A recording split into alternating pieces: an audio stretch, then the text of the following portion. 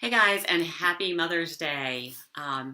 Sorry, I'm running a couple minutes behind here. So, my name is Tracy, otherwise known as Healthy Happy Momsy, and I apologize for having some technical difficulties this afternoon. I did some computer cleanup yesterday, and apparently I removed a whole bunch of stuff when it comes to the settings for this. So, anyway, I do want to say Happy Mother's Day to all the moms out there. I'm going to move this down. Sorry, it's a little bit kind of weird for me today for that. Anyway, but happy Mother's Day to all the moms out there. Thank you guys so much for tuning in. Appreciate it. I hope that this information has been bringing you value. And as I've shared before, if you have a question that I haven't yet addressed, please post it in the comments below. If you find this information helpful, then please share it with others. And I just love being able to try to add value to you guys. So anyway, all right, let's see. So what is my background? Why am I bothering to talk to you guys about this, about different topics related to celiac? So a little bit about me. My name is Tracy. I am a certified health and wellness coach. Prior to being a work-at-home mom, I actually was a pharmaceutical sales rep for 17 years. My daughter and I were diagnosed about 10 years ago with celiac, non-celiac gluten sensitivity. And 10 years ago, I lived in Eastern North Carolina. It was very isolated out there with trying to understand this. And it was incredibly overwhelming trying to figure out a lot about what was going on. So I've been on my own journey, and after going through a lot of some different health challenges and figuring things out, I stumbled across an opportunity that was absolutely amazing and allowed me to be able to be a work-at-home mom and deal with the job cuts that have been happening in pharmaceutical sales. So I'm incredibly blessed with that opportunity. I love getting to be an entrepreneur and getting to help other people pursue their goals, whether it has to do with health or finances. It's a huge blessing. So if you're interested in that, please message me, reach out. I would absolutely love to help you with that. But like I said, my background is a certified health and wellness coach and pharmaceutical sales. I believe in enabling others because when they first get diagnosed with celiac, it can be overwhelming. This month is Celiac Awareness Month. And instead of just posting little, helpful tips that I found on the internet, which is what I've done the last couple of years, this year I decided to do some go lives and just kind of to address a couple of the most common topics that I see in different forums that I have conversations with people about. And just, this is an educational opportunity for those who are recently diagnosed with celiac, those who have loved ones that have celiac, or people who are just curious about it, or people who are starting to question some things and say, I'm learning more about this, and it's kind of sounding a little bit like some stuff that I've dealt with, but I want to know more before I go and try to, get something like this slapped on me as a label. So today's topic, though, is going out to eat. What can you eat when you go out? And the reason that I'm addressing this topic, guys, is because so many people, when it comes to getting that diagnosis of celiac, they think, okay, that once they finally feel like they've got it under control, they're like, but I can't go out to eat. So they're worried that if they go out to eat that they're going to get sick because they've had so many experiences with it. There's some false information out there about it. Or some people think, I'm never going to be able to go out to eat again because I don't have a grasp on this. How is somebody else going to have a grasp on this? You can. I promise you can. It just takes some preparation. But it absolutely can be done. When I was diagnosed, I was still in pharmaceutical sales. I was traveling a lot with pharmaceutical sales. I went through actually changing companies twice. And so I had to go through training, which meant going off to towns where I didn't know people. I didn't know the restaurants. And with that, that was a little bit overwhelming. How was I going to manage all that? And so I took some of those tips. I've put them together. They actually are in a blog post. And I'm also going to address it here going live. Sorry, I need some water here. But anyway, so one of the most helpful things that I have found when it comes to going out to eat is using a wonderful app. It's free. It's called Find Me Gluten Free. It's available on whatever smartphone you have. And there's a free version. There's also an upgraded version where you can get some more details and specifics on there. I personally use the free version. That's just where I am because I found it to do what I need it to do for the most part. You can put things in there as far as the parameters for what town you're in, if there's a town you're going to, if there's a certain type of restaurant that you want, like do you specifically want pizza, do you specifically want Italian, do you want Chinese? You can put that information in there. This is user driven, so it is only as good as the data that people put in there. That's the first thing. So unlike the the scanner apps where people can scan items at the grocery store, those are usually really unreliable. So if you're using that, I'm just going to say you probably don't want to use that. There have just been so many things found with incorrect information on there. But with Find Me Gluten Free, I have found that to be fairly helpful. But I also don't usually stop there. There's a little bit more preparation, but I promise if you do take these steps, it's going to make it so much easier when you go out to eat. So check on Find Me Gluten Free is the first thing. The second thing to do, if you're going somewhere and you find out, because I'm going to give you kind of the legwork ahead of time and then kind of the next step. If you want to go somewhere out to eat and you don't see anything on Find Me Gluten Free, that doesn't mean there isn't something there. The next step that I will usually do is I will Google the town that I'm going to, and I'll Google the words gluten free. And so like if I'm going to Chicago, I'd Google Chicago gluten free. And you can find a couple of different things. You can find bloggers, whether they're local. You can find blog posts from people who've traveled to that area and written about different places that they've been to. You can also find on, oh my goodness, of course, total brain fart here. There's some different travel websites where people can write up about it. And there's one in particular, I think it's called Travel Finder. I'm going to grab my phone. Sorry guys, I had completely forgotten about this, and sometimes I just have the little brain fart. But what I was going to say is that this one that I'm looking for, what happens sometimes is that you can go to that link and then it's not always TripAdvisor. That's the one I'm looking for, TripAdvisor. Sometimes when you go to TripAdvisor and you're trying to see it, people will put in the comments that the restaurant is gluten-free, but there's no details. If you run into that, then the next step is what's going to help you. So check Find Me Gluten Free, and then next thing is going to be to Google it and then look for some different restaurants. And if you find a restaurant name, then the next thing that I would do is I would pull up the restaurant and the words gluten free. So if there's a menu that's available online, usually you can find it that way. So for example, P.F. Chang's. Okay, I know it's a chain, but it's the first one that comes to mind right now.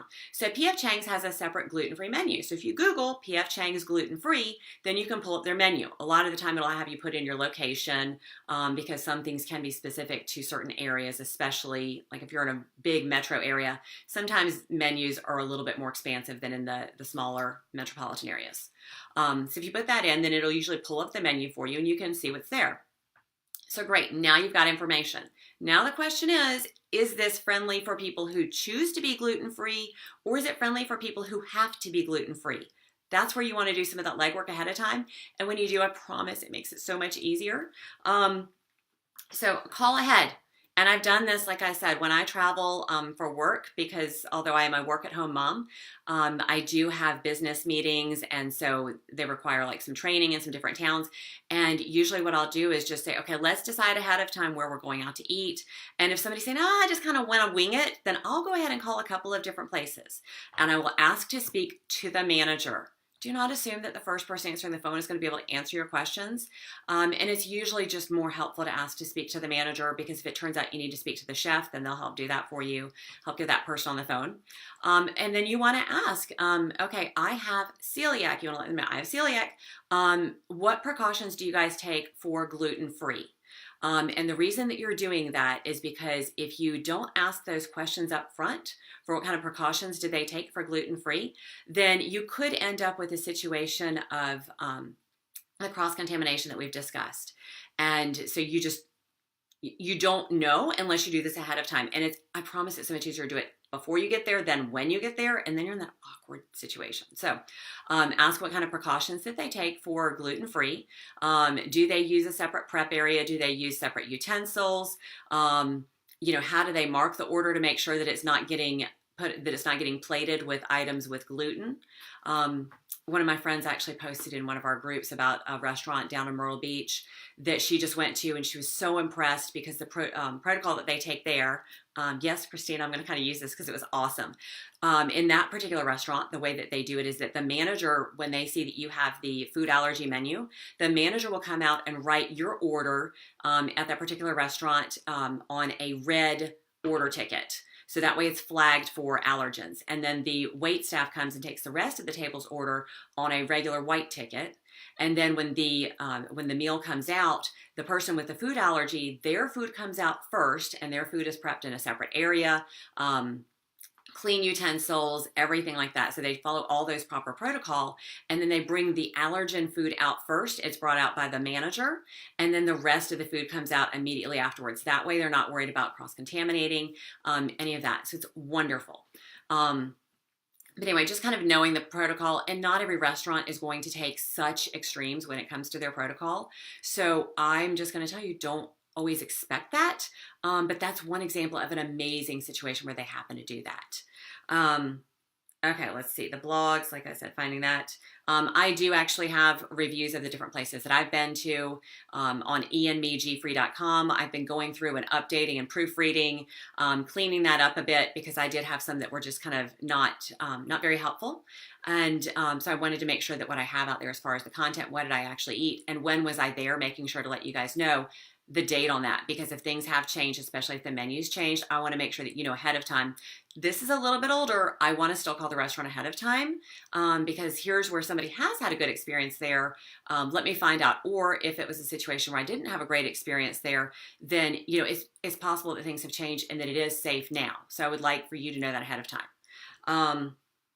And then also in talking about this, as far as as far as my goals and things like that, because of, like I said, the stigma of people thinking that when they get diagnosed with celiac, they think, they're just overwhelmed with, they don't want to be that pain in the butt. Let me just say, when you do that legwork ahead of time, when you get to the restaurant, sorry, I didn't say it, so I'm kind of going backwards as I look at my notes here. But when you get to the restaurant and you can say, hey, I called yesterday and spoke to the manager, Sean.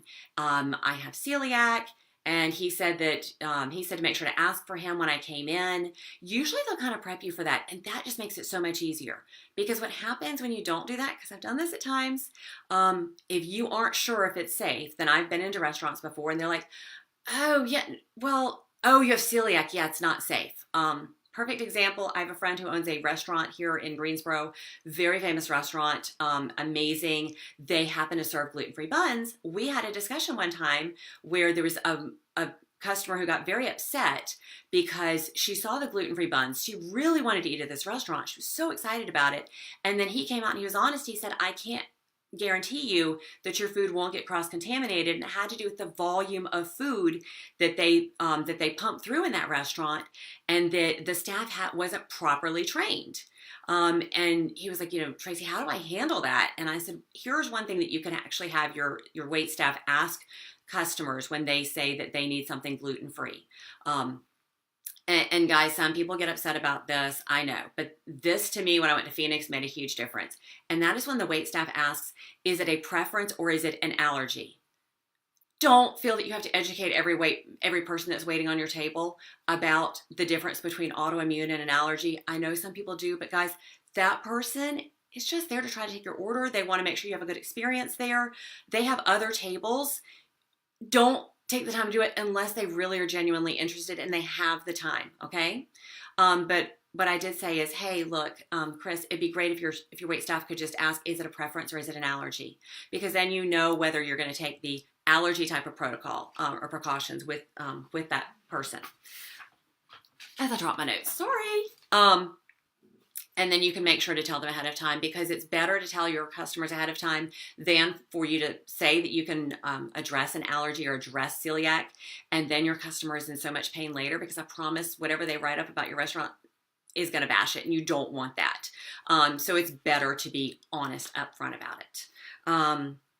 But like I said, the database is so big, and so I've been looking into this, and I know that I mentioned this before. Gluten Dude is an amazing blogger. He's actually working on a database for restaurants that are 100% dedicated, gluten-free, celiac safe. And so I'm so excited about that. And then I'm also excited because that kind of feeds into a project that I'm working on for the summer. And I addressed this a little bit on a previous post, but I'm actually looking to get together this summer and go across the country with my daughter and my sister. My sister, by the way, doesn't have to eat gluten-free. She can eat whatever she wants. But my daughter and I do have to eat gluten-free. But planning a cross-country road trip where it can teach my daughter about geography, being able to see some of the amazing sites across the country, as well as to have some wonderful quality time with my sister and my daughter. So it's kind of a fun geography, cool road trip type of thing, as well as being able to check out in different towns some of the amazing places to eat. So I am excited about that. I'm working on that plan now.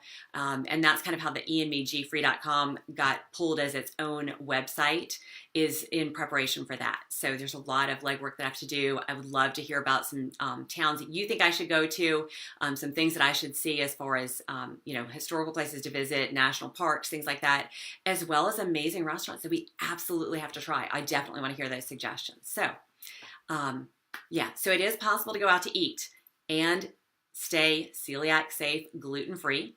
You just need to do a little bit of prep work ahead of time. And this is one of those things where my boyfriend completely won my heart with this, because when we started dating, he did do that legwork. So, and I'm also going to say, for those of you that are single, and I'll talk about this on another one, but it is possible to find people that are actually understanding about it, that will put the legwork in, and it will mean so much more to you when they do.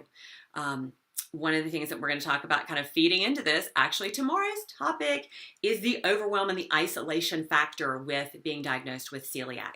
I see this a lot popping up on some different communities, and it's something that a lot of people struggle with. And so I'm going to talk about how to kind of work through that, and how to feel confident in it, and educate yourself so that you can take that stand and understand more about it. So anyway, thank you guys again for tuning in. Subscribe to my blog, eandmegfree.com. There's also more information there on the amazing simple nutrition program that we use in this family. It makes things so much easier to stay gluten-free. Or if you're looking to figure out how to be a work-at-home mom or work-at-home parent like I am, I would love to share that opportunity with you. It's amazing. It's also fun, and you get to be in charge of your own stuff. It's also a ton of work, but I love to put that in. So thank you for tuning in. If you find it helpful, share with others. And if you have questions about some topics you want me to address, then please post it in the comments below. Thank you. Have an amazing day. Happy Mother's Day. I hope that for the moms that are tuning in, I hope that your loved ones are taking care of you and spoiling you today. All right, thanks.